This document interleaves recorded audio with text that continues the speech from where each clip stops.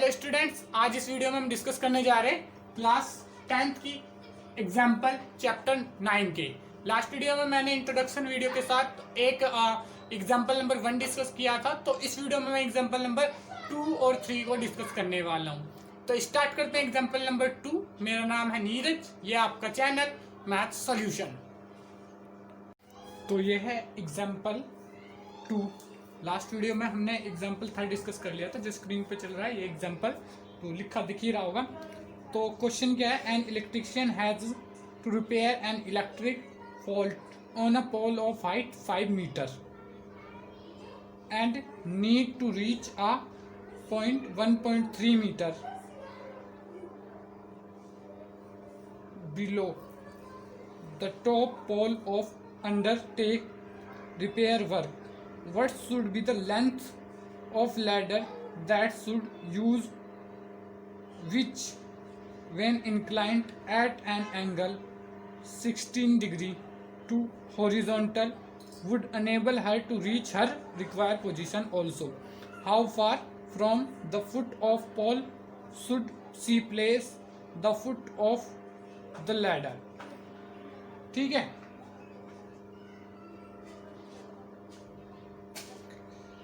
तो ऐसा दिया हुआ है कि एक इलेक्ट्रीशियन जो है उसको कोई इलेक्ट्रीशियन जो है has repair electric fault on a pole of height 5 metre. एक 5 मीटर का पोल है, उस पे उसे फॉल्ट जो है वो ठीक करना है। She need to reach a point 1.3 below the top of pole. तो उसके टॉप से उसे 1.3 मीटर नीचे। वैसे एक चीज ये, जैसे अगर जिसके पास बुक नहीं है वो क्वेश्चन वगैरह नोट कर लो, स्क्रीनशॉट ले लो क्वेश्चन के, ताकि बाद में क्वेश्चन पढ़ सको। ठीक है, एक बार वैसे मैंने रीड करवा दिया तो ठीक है, मेरे हिसाब से नोट कर लिया हुआ। तो इसको अब डायग्राम के थ्रू समझ लेते हैं। जैसे कि यहाँ पे ये बुक में देखा होगा ए बी और लास्ट में पोल का नीचे का पॉइंट है डी, और ये डिस्टेंस है सी, और यहाँ से ये लैडर यहाँ तक आएगी, ये एंगल बनेगा 60 डिग्री। तो ये जो डिस्टेंस है ये है 1.3 मीटर और ये टोटल डिस्टेंस है 5 मीटर। इस तरीके से हमें कहने की कोशिश कर रहा है कि जो टॉप पॉइंट है उससे 1.3 मीटर बिलो, उससे 1.3 मीटर नीचे का एक पॉइंट लेना है इसको, ताकि उस लैडर पे चढ़ के, क्योंकि इसकी हाइट भी कुछ 1.2 मीटर या ऐसे कुछ करके इसकी हाइट होगी, तो वहां से रिपेयर कर लेगा। तो इसको ये पॉइंट रीच करना है। तो ये हाइट कितनी हो जाएगी हम निकाल सकते हैं। तो इस हाइट को लिख लेते हैं 5 माइनस 1.3 यानी कि 3.7। तो यहाँ पे हम इसको लिख लेते हैं 3.7 मीटर। ये तो हम सिंपल में ही निकाल सकते हैं। तो अब हमें ये डिस्टेंस और लैडर की भी शायद लेंथ निकालनी है। ठीक है, तो हमें क्या क्या निकालना है, what should the length of ladder that should use which when inclined 60 degree angle 60 degree पे इंक्लाइंड हो, और कितनी दूर इसको रख सकते हैं। ठीक है, तो इन दोनों चीजों को हमें निकालना है। तो इसको स्टार्ट करते हैं सॉल्यूशन, और एक बार मैं लिख देता हूं किसका सॉल्यूशन है, एग्जांपल 2 का। एग्जांपल 2, ठीक है, एग्जांपल 2 का ये सॉल्यूशन चल रहा है। तो फर्स्ट ऑफ ऑल ये हमें पता है 13.7। तो सबसे पहले हम लिख लेंगे इन ट्रायंगल BCD ही देखना है हमें। ठीक है, तो अब अगर हमें ये निकालना है तो बहुत तरीके, अगर ये निकल जाएगा तो ये तो खुद ही निकल जाएगा। तो इन दोनों में से कोई भी साइड निकाल लो। अगर ये पहले निकालना चाहते हो तो tan थीटा करके, ये निकालना चाहते हो तो sin थीटा करके, ये हाइट निकल जाएगी। ठीक है, तो अब ये जो है इसकी वैल्यू जो है, अब देखो 60 डिग्री पे, पहले ये देख लो किसकी वैल्यू आपको आसान पड़ेगी। तो sin थीटा की वैल्यू 60 डिग्री पे क्या होती है, √3/2। तो यानी कि ये अपॉन ये √3/2 आएगा। उसके अलावा अगर tan 60 पे देखते हो आप, tan 60 पे, तो ये आएगा इन दोनों का √3, मतलब ये अपॉन ये √3 आ जाएगा tan 60 की वैल्यू, ठीक है। और इसके अलावा अगर ये साइड में पता होती तो cos 60 सबसे आसान पड़ता, वो आता 1/2। तो ये तो लगभग दोनों ही उतने ही ज़्यादा कठिन नहीं पड़ेंगे, उतने ही मतलब डिफिकल्टी है, इतने इजी नहीं पड़ेंगे। मतलब 3/2 एक कॉम्प्लिकेटेड सी वैल्यू है या √3, तो कोई नहीं, फिर भी शुरू करते हैं। तो tan theta is equal to perpendicular upon base, यानी कि tan थीटा की वैल्यू क्या है, tan 60 degree is equal to BD upon BC।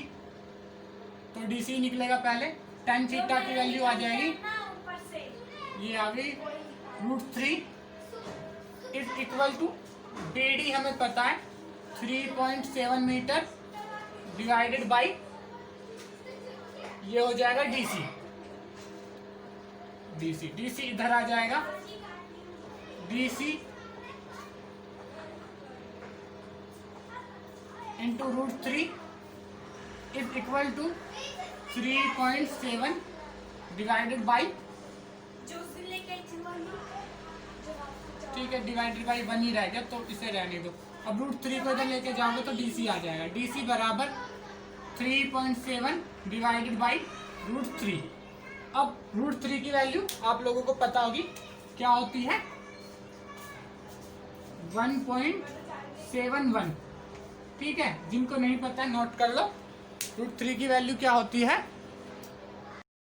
7.173 होती है, ठीक है, 7.3, ये 7.3 है, ठीक है। तो ये इसकी वैल्यू होती है, तो यहाँ पे लिख लो, DC निकाल लो, DC is equal to 3.7 divided by 1.73। तो दोनों को 100 से मल्टीप्लाई कर दोगे तो ये इस तरीके से DC is equal to 370 divided by 173। इसको अब डिवाइड करके जो भी वैल्यू है DC की वो निकाल सकते हो, 173 डिवाइडेड बाई 370, तो ये आ जाएगा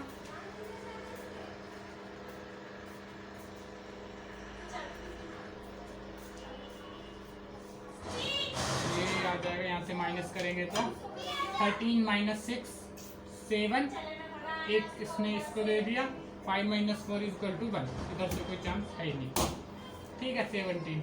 उसके बाद जाहिर सी बात है पॉइंट लग जाएगा, पॉइंट लग के भी कुछ नहीं आएगा, उसके बाद एक और पॉइंट लग जाएगा, तो वो एक और 0 लगानी पड़ेगी, तो ये 0, तो ये 9 टाइम में आ जाएगा,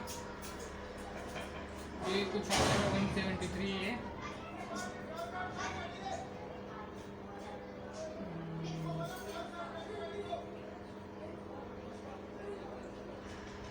इस तरीके से निकाल सकते हो।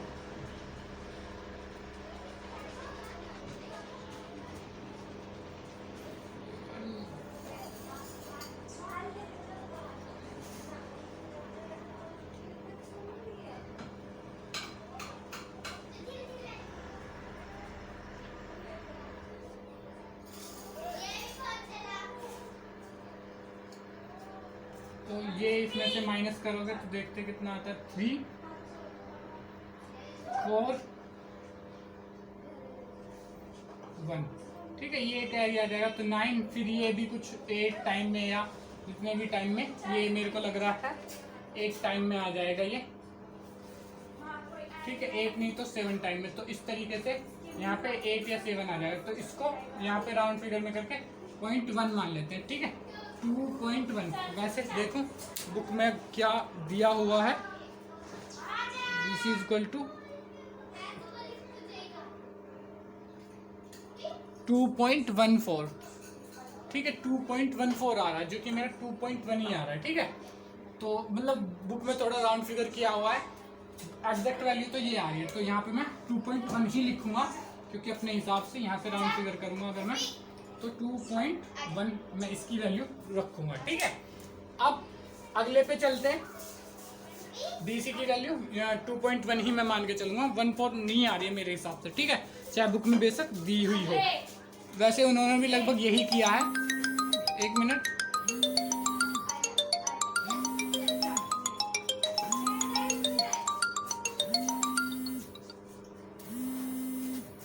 हल्का सा हिर फिर गया था कैमरा।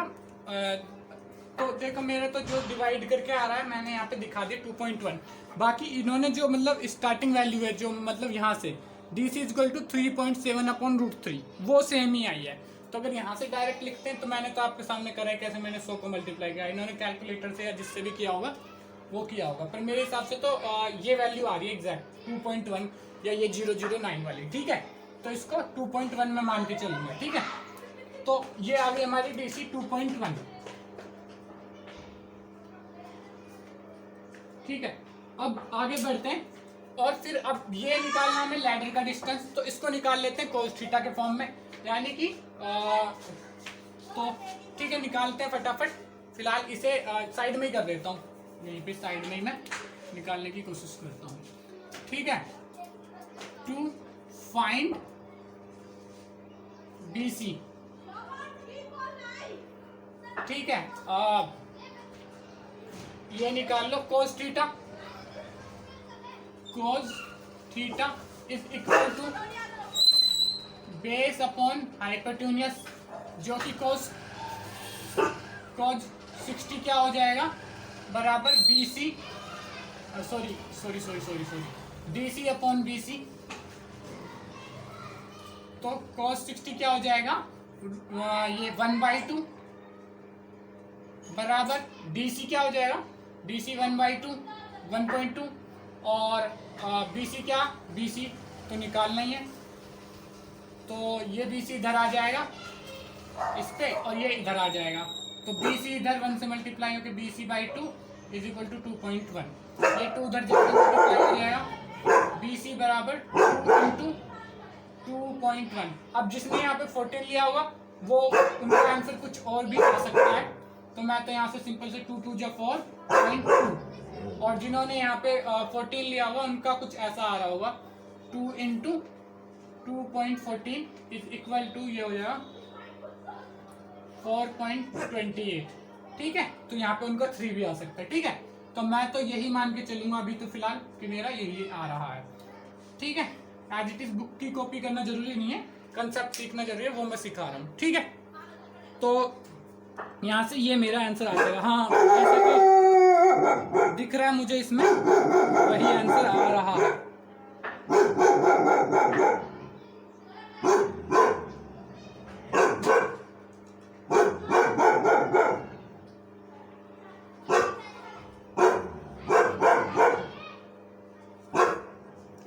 ठीक है, तो अब बढ़ते हैं आगे की तरफ। वैसे जरूरी नहीं है, बुक की तरह भी करोगे तो भी मार्क्स नहीं कटेंगे इसमें, और वैसे भी करोगे तो भी कोई दिक्कत नहीं है, ठीक है। तो इसको मैं मिटा लेता हूँ, पहले नोट कर लो आप लोग 1 2 3 4 5 6 दोनों ही आंसर सही हैं जो मैंने निकाले हैं और वो भी सही है, ठीक है। तो इस तरीके से आंसर निकालने हैं इनके, मतलब कंसेप्ट क्या रहेगा वो चीज़ समझना ज़्यादा जरूरी है वैल्यूज लाने से। तो नोट कर लिया होगा मेरे हिसाब से, तो इसको मिटा देता हूँ। बढ़ते हैं अगले एग्जांपल की तरफ, एग्जांपल नंबर 5।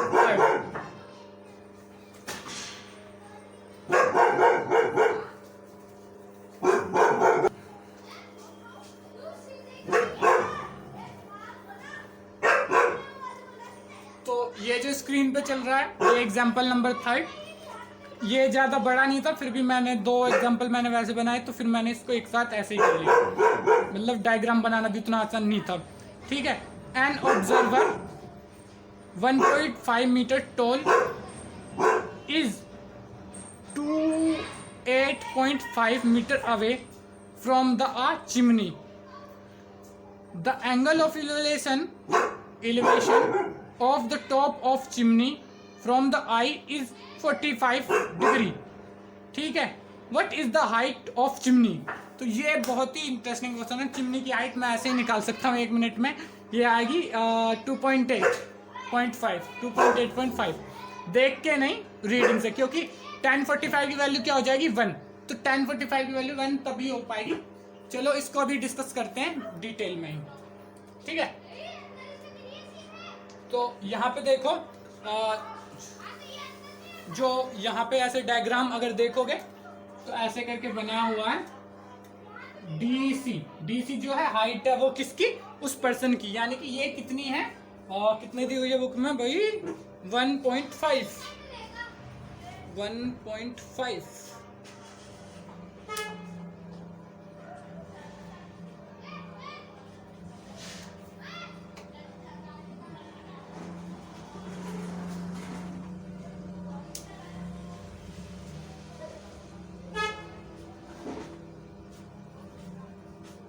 और ये हाइट दी हुई है ऐसे करके, ऐसे। ये एंगल ऑफ इवेल्युएशन 45 डिग्री, ये ए ई, इस तरीके से ये दिया हुआ है।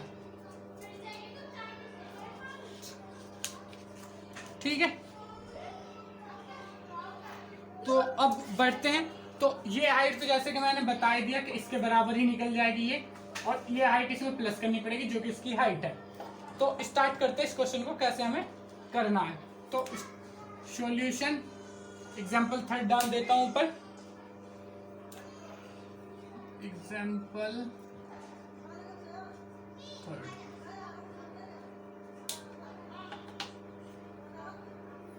ठीक है। सबसे पहले हम लिख लेते हैं length of chimney is equal to A B. ठीक है, A B is equal to A E plus E B. E B is equal to height of person is equal to DC, यानी कि ये जो भी है डीसी इज इक्वल टू 1.5। ठीक है, तो ई बी क्या है 1.5। To find A B, to find A B we need to find A E. तो अगर ए बी हमें निकालना है तो ए ई हमें निकालना होगा। ठीक है, तो उसको निकालना है, तो कैसे निकालेंगे, आसान सा काफी रहेगा ये। तो in triangle A E D tan theta, tan theta क्या होता है, equal to perpendicular upon base. तो tan 45 degree is equal to A E upon D E. tan 45 कितना होता है 1, 1 बराबर ये नीचे का डिस्टेंस कितना दिया हुआ है डी ई। डी ई कितना दिया हुआ है, ये दिया हुआ है 2.8, 28.5 सॉरी 28.5 डिवाइडेड बाई ए दिया हुआ, ए ई नहीं दिया हुआ, डी ई दिया हुआ है। तो ए ई निकालना, ए इज इक्वल टू यहाँ पे डी ई की जगह पे क्या लिख लेंगे 28.5, ये दिया हुआ है डी ई। इसको इधर ले जाएंगे 1 से मल्टीप्लाई होकर 28.5 is equal to A E. तो यहाँ से ए ई आ गया 28.5, ई बी की वैल्यू पता है हमें, तो इसे 1 डाल लो, इसे 2 डाल लो। फ्रॉम फर्स्ट एंड सेकेंड, तो from first and second a B is equal to 2.85 sorry 28.5, बोल को छोड़ देता हूँ, 28.5 plus 1.5 is equal to 30 metre. ठीक है, तो ये यहाँ पे हमारा आंसर आ गया है 30 मीटर। तो इसको मैं साइड में स्टेटमेंट भी लिख देता हूँ एक। So height of chimney is 30 metre above from ground.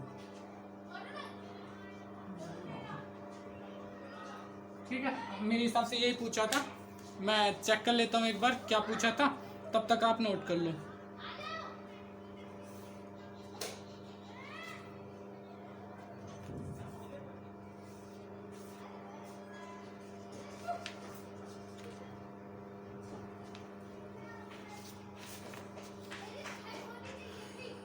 चलो ठीक है, तो मेरे हिसाब से नोट कर लिया होगा आप लोगों ने, और मैंने भी क्लियरली लगभग समझा दिया है जो भी डिटेल समझा सकता था। ठीक है, तो इसको कर लेता हूं मैं इरेज। अब जो एग्जांपल नंबर 4 है उसको हम डिस्कस करेंगे नेक्स्ट वीडियो में, और मुझे लगता है ये भी आपको समझ में आ गया होगा। तो ऐसी तरीके से ये काफ़ी आसान होने वाला है ट्रिग्नोमेट्री, इसी तरीके से इजी वे में हम करते चले जाएंगे। तो अगर ये वीडियो आपको अच्छी लगी हो, समझ में आया हो, तो वीडियो को लाइक ज़रूर करें। इसके अलावा अगर आप चाहते हैं कि हमारी अपकमिंग वीडियो जिसमें हम आगे के एग्जाम्पल डिस्कस करेंगे उसको आप देखना चाहते हैं, तो उसके चैनल हमारे को सब्सक्राइब करके बेल आइकन को दबाएं। इससे क्या होगा, आपको उसकी नोटिफिकेशन मिल जाएगी। तो इस वीडियो को करते हैं ओवर। Thank you.